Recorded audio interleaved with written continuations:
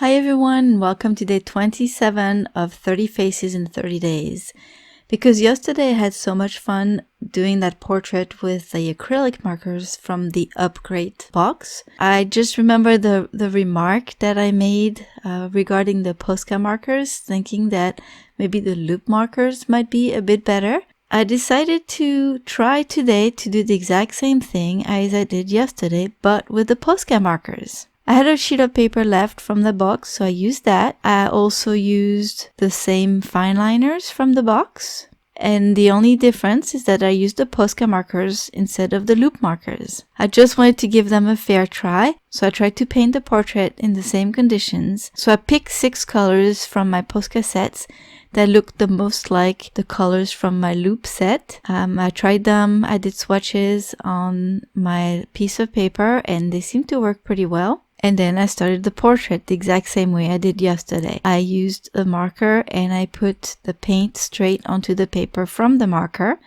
And then I used a brush, which is the same brush that came in the upgrade box. And so I used that wet brush to soften the paint. And I must say it was not as easy as with the loop markers. The paint from the POSCA markers seemed to dry faster, and so it's harder to spread. I have to be very, very quick and put just a little bit of paint on the paper, otherwise it dries too fast and then it becomes all blotchy. So I was really surprised. I ended up really struggling with this portrait, and I tried to work at it best I could to make it look decent. So I tried a different technique where I put the paint on my palette and then with my wet brush I applied the pigment on the paper, and that seemed to work much better. So this technique is better with the POSCA markers, but even just putting the paint straight on the paper and just filling up blocks of colors straight with the marker, the paint seems nice and juicy, and I didn't really have any streaks or anything,